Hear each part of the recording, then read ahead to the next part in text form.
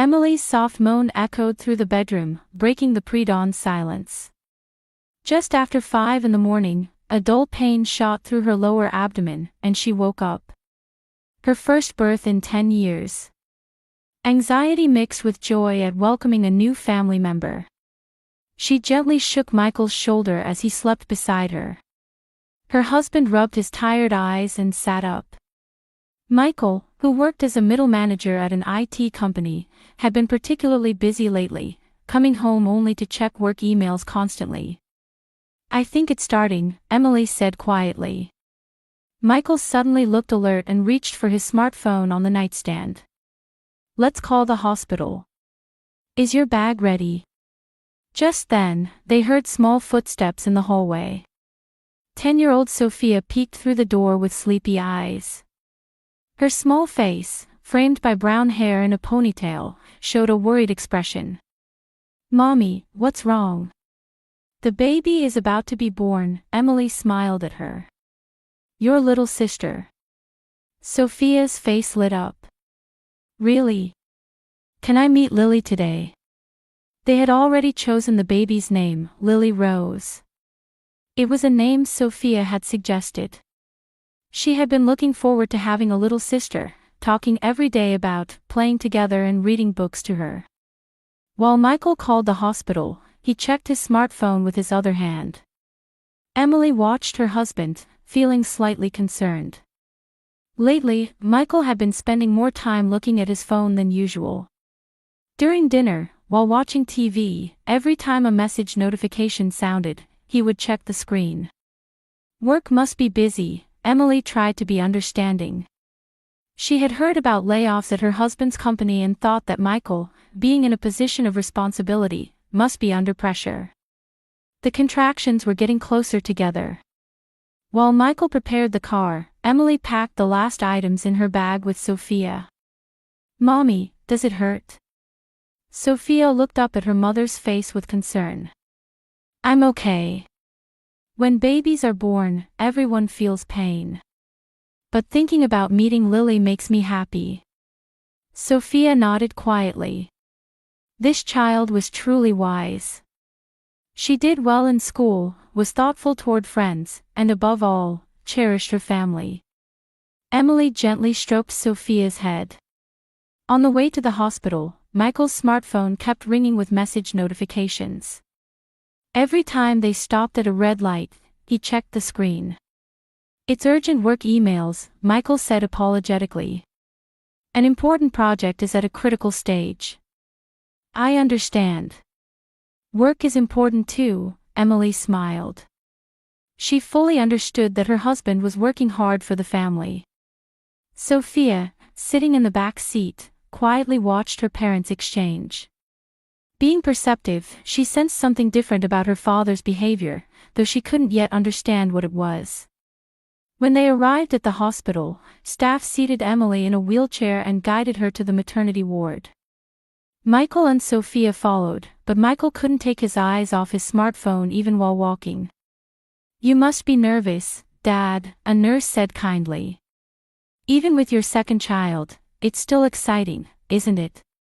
Michael hastily put his smartphone in his pocket and replied, "Yes, that's right." However, his expression seemed to show some emotion other than nervousness.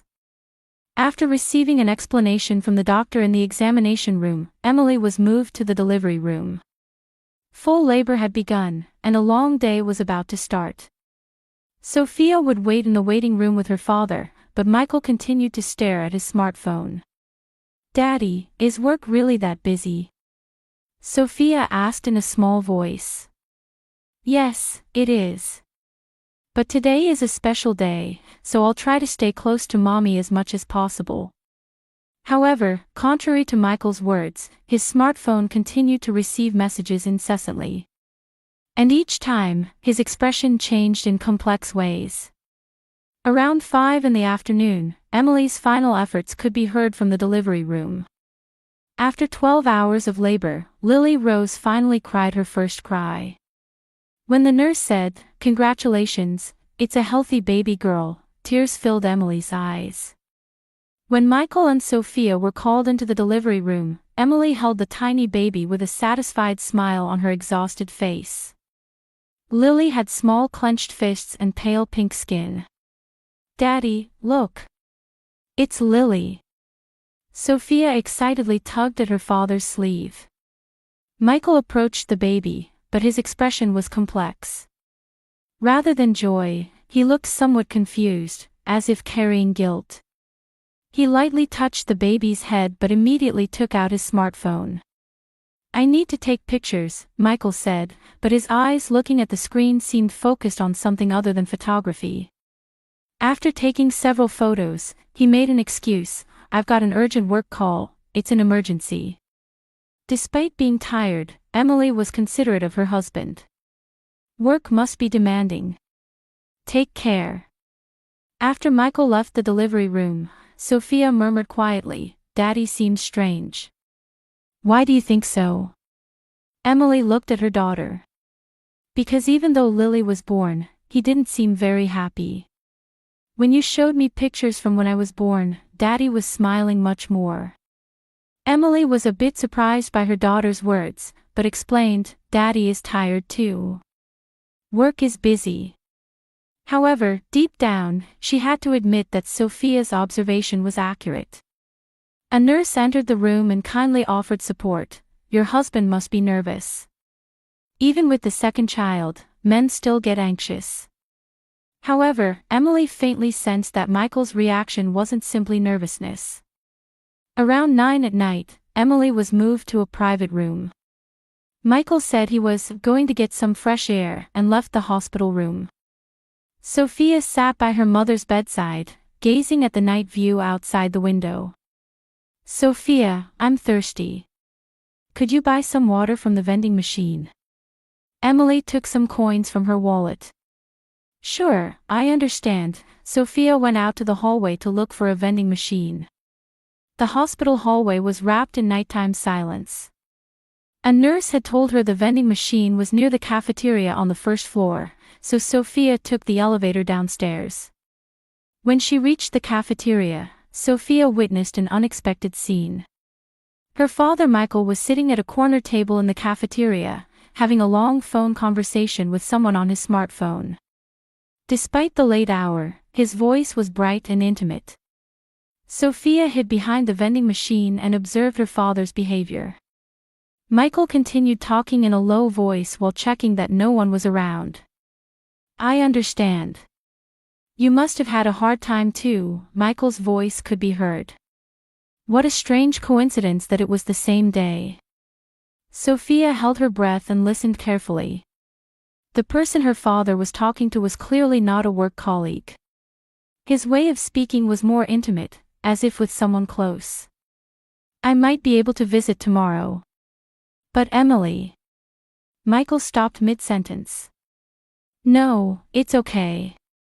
I'll figure something out." Sophia's heart pounded. Her father was discussing her mother with someone else. And in a tone as if he were hiding something. "Thinking about you makes my heart ache. You must have had such a difficult time alone." Michael's voice contained a tenderness he had never shown toward Emily. When the call ended, Michael sighed deeply. He covered his face with both hands and remained in that position for a while, as if carrying heavy worries. Sophia quickly bought water from the vending machine and headed to the elevator without being noticed by her father. She returned to the hospital room before her father and handed the water to her mother as if nothing had happened. "Thank you, Sophia. Hasn't Daddy come back yet?" "No, not yet," Sophia answered with complicated feelings. About 10 minutes later, Michael returned to the room. "Sorry, it was a long call from my boss at the company," he said, putting on a tired expression. Emily comforted her husband. "You must be exhausted. It's been such a difficult day." That night, Sophia was supposed to sleep on the companion bed in the hospital. However, she couldn't fall asleep, unable to get her father's suspicious phone call out of her mind. Who was the person her father had been talking to? What did the phrase, "same day," mean? And why had he spoken about her mother in such a secretive way? These questions were too heavy for a 10-year-old girl. However, Sophia instinctively sensed that something serious was about to happen to her family. Late at night, while Emily was sleeping, Michael took out his smartphone again. In the dim hospital room illuminated faintly by the screen's light, he exchanged numerous messages. His expression was completely different from the face he had shown his family during the day. Sophia observed her father's behavior through half-open eyes. She couldn't read the text on the smartphone screen, but it was clear that her father was continuing secret conversations with someone. And that someone was clearly not family. The next morning, when the nurse brought breakfast, Michael said, "I have an important meeting at the company today, so I need to leave a bit early." "It must be hard when Lily was just born," Emily said with concern. "I'm sorry, but it's something I absolutely can't miss. I'll be back in the evening." After Michael left the hospital room, Sophia asked her mother, "Mommy, don't you think Daddy is acting strange?" Emily was a bit surprised by her daughter's serious expression. "Why do you think so?" "I don't know, he seems different from his usual self." Emily looked at Lily in her arms while considering Sophia's words. Indeed, there were inexplicable aspects to Michael's behavior. The afternoon after the birth, Emily had fallen into a deep sleep from exhaustion. In the maternity room where mother and baby were together, Lily was also sleeping quietly in her small bed. The fatigue from 12 hours of labor and delivery was more overwhelming than she had imagined. Michael and Sophia were spending time in the waiting room outside the hospital room. Michael had just returned from the morning's important meeting and looked tired. However, Sophia intuitively sensed that this fatigue wasn't from work. "Daddy, you look tired." Sophia looked up at her father's face. "Yes, a little," Michael answered vaguely while sinking deep into a waiting room chair. "Let's rest a little while Mommy is sleeping." There were several other families in the waiting room, but it was a quiet afternoon hour with an overall calm atmosphere. Michael leaned back in his chair and closed his eyes. His shoulders seemed tense, as if he had been under strain all day. Sophia sat next to her father, reading a picture book she had borrowed from the hospital. However, the questions about her father that had continued since last night swirled in her head, making it impossible to concentrate on the words. Who was the person her father had been talking to on the phone? What did the phrase, "same day," mean? After about 15 minutes, Michael's breathing deepened and light snoring could be heard. Having reached his limit of fatigue, he had fallen asleep in the waiting room chair. At that moment, the smartphone that had been resting on Michael's lap slipped and fell. The impact of hitting the floor lit up the screen, displaying the lock screen. Sophia tried to pick up her father's familiar smartphone. However, the moment she saw the screen, Sophia's heart nearly stopped. A new message notification was displayed on the lock screen. The sender's name read, Jessica, with a heart mark. It wasn't her mother's name, but the name of an unknown woman. Sophia's hands began to tremble slightly. She couldn't tap the notification, but part of the message was displayed on the screen. "Michael, our baby was also born on the same day. It's like a miracle. I want to see you. Emma is doing well too. But I'm anxious about being discharged alone." In Sophia's mind, her father's phone conversation from last night came back. What a strange coincidence that it was the same day. You must have had a hard time too, you must have had such a difficult time alone. For a 10-year-old girl, fully understanding this situation was difficult. However, she could understand that her father had a special relationship with a woman other than her mother, and that this woman also had a baby. And that this was something very wrong. Sophia took out her small smartphone with trembling hands. It was something her mother had given her for emergency contact. She opened the camera app and photographed her father's smartphone screen. It was a cool-headed decision, surprising for a 10-year-old, to preserve evidence. After taking the photo, Sophia quickly returned her father's smartphone to its original position. She had to put everything back as it was before Michael woke up. Her heart was beating violently, and sweat beaded on her palms. A few minutes later, Michael woke up. "Oh, I fell asleep," he said, checking the time frantically and picking up his smartphone. He saw that messages had come in but didn't notice that Sophia had seen them. "Let's go check on Mommy," Michael called to his daughter. Sophia nodded silently. While a storm raged in her heart, she maintained outward composure. When they returned to the hospital room, Emily had just woken up. Lily was also beginning to cry softly. It was feeding time. "Welcome back. Did you sleep well?" Emily smiled at her husband and daughter. "Yes, I feel refreshed," Michael lied. While Emily nursed Lily, Sophia stared at the baby. Looking at her small, helpless little sister gave her a tight feeling in her chest.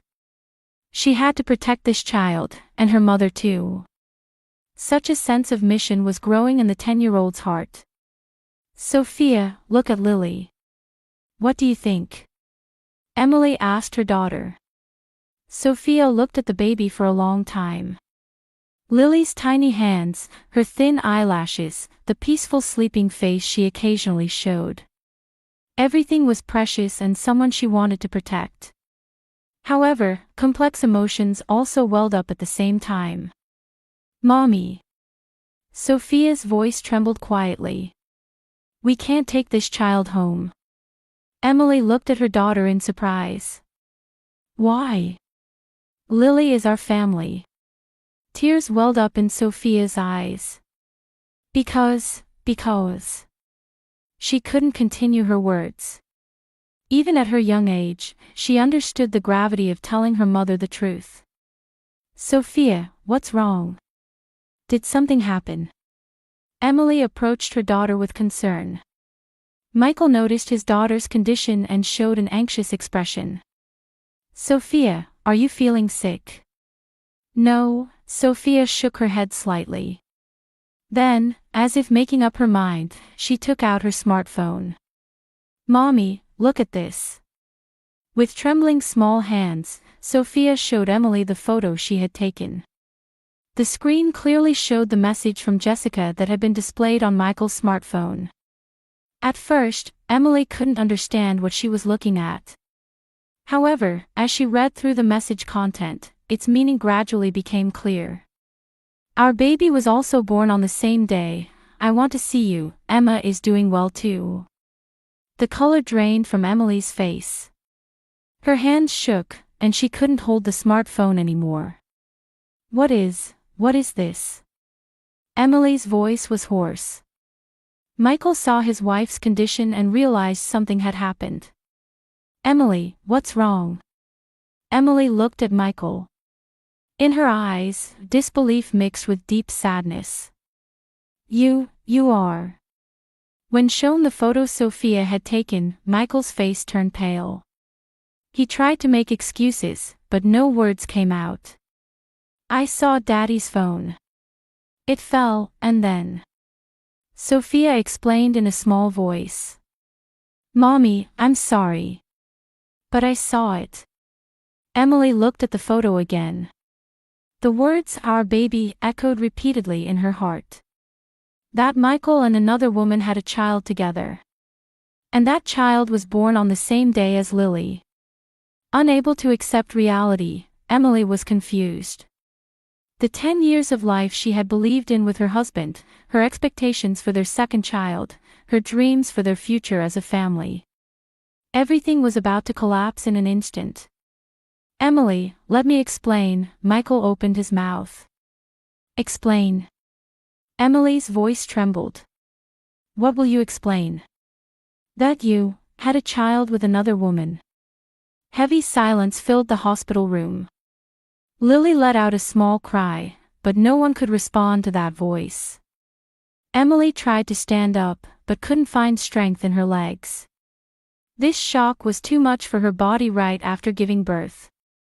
She sat on the edge of the bed and covered her face with both hands. And finally, her emotions exploded. Emily began to cry out loud. 10 years of married life, love for her family, anger at betrayal, anxiety about the future. All emotions overflowed as tears. Sophia also ran to her mother while crying. "Mommy, I'm sorry. But I thought I had to let you know." Emily hugged her daughter. Thinking that this 10-year-old girl had been carrying such heavy truth alone made her feel as if her heart would break. "Sophia, you did nothing wrong. Thank you for telling me," Emily said while stroking her daughter's head. Michael stood frozen in the corner of the hospital room.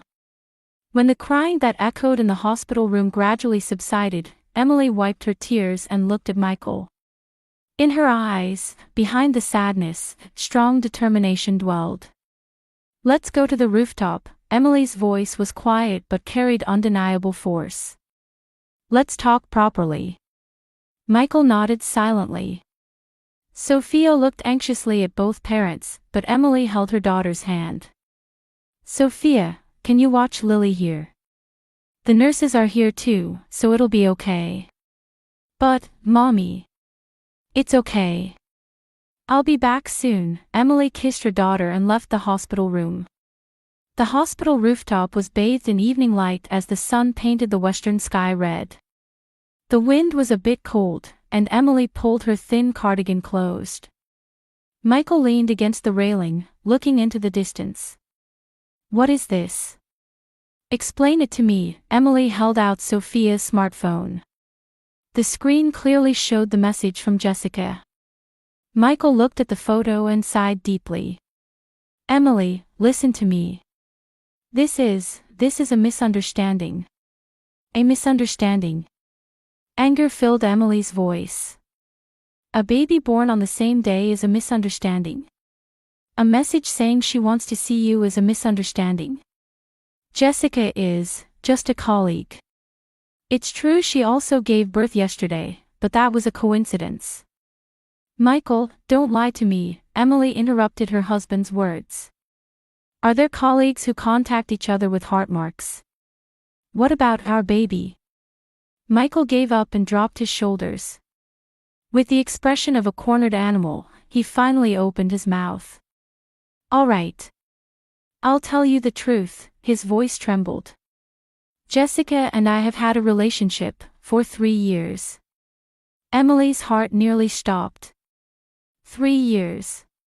Since Sophia was 7 years old, her husband had been having a relationship with another woman.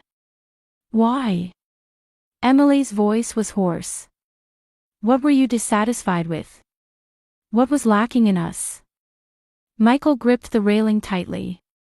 "It's not your fault. You're a wonderful wife, a mother. But I got tired, Emily.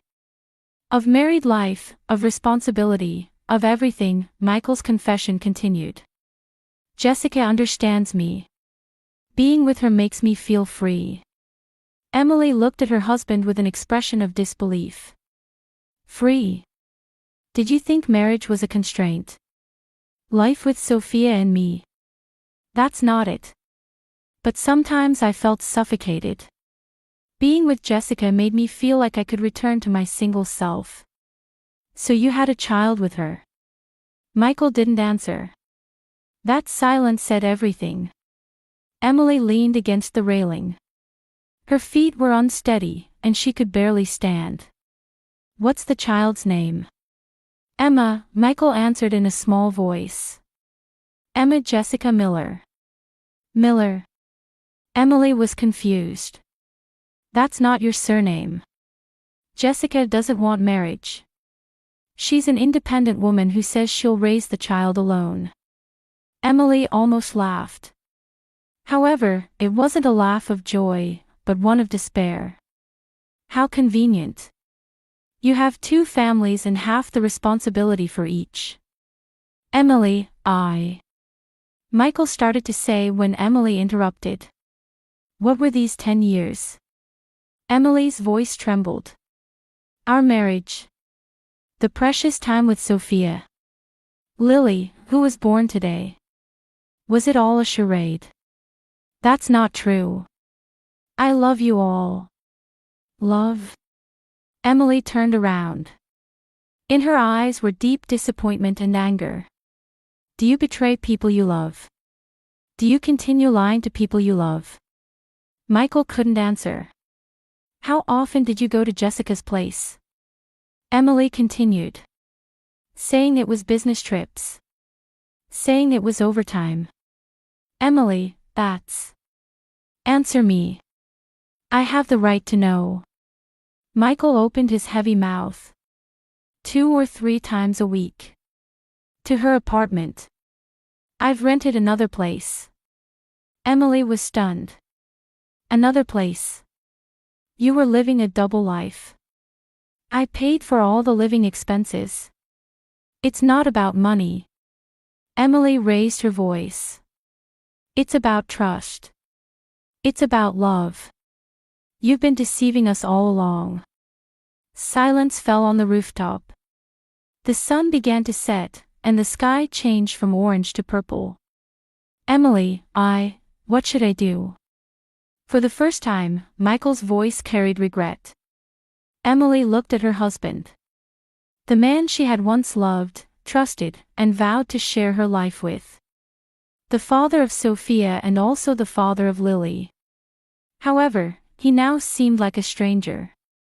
What should you do? Emily said quietly. It's too late now, Michael. You made your choice. For 3 years, every day, you continued choosing Jessica over us. But our family. Emily showed a bitter smile. Family is built on trust and love. You destroyed everything that was there. Michael tried to say something, but Emily raised her hand to stop him. That's enough.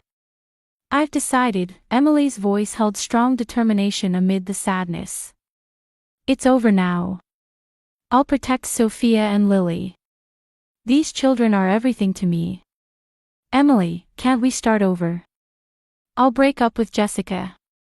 Our family. It's impossible, Emily shook her head. Once trust is broken, it can never be restored. The fact that you had a child with another woman doesn't change. Michael showed a desperate expression. What should I do? You'll pay child support, Emily said calmly. That's natural, isn't it? You have responsibility for 2 daughters. Of course. That's only right. But don't interfere with our lives. For Sophia and Lily, one honest mother is better than a lying father. Emily began walking toward the rooftop door. Without looking back, she said quietly. You wanted to be free, didn't you? Now you're free.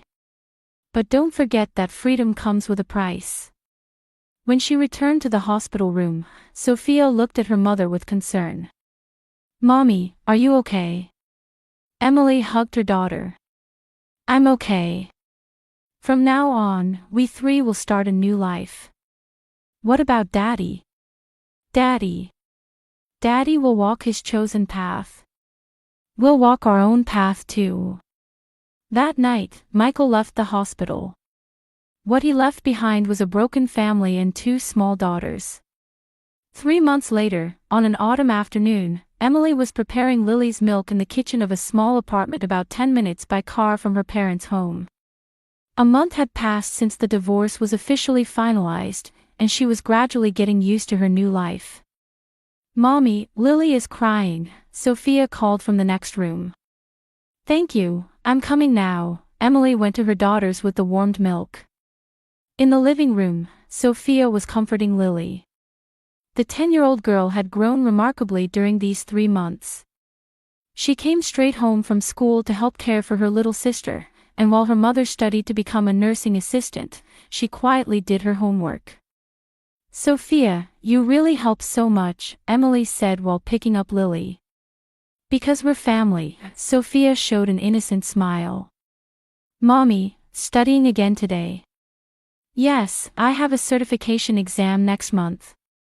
If I pass, I'll be able to work officially at the hospital. After giving birth, Emily decided to rebuild her life from scratch. To fill the 10-year gap from being a stay-at-home mother, she was aiming to obtain nursing assistant certification.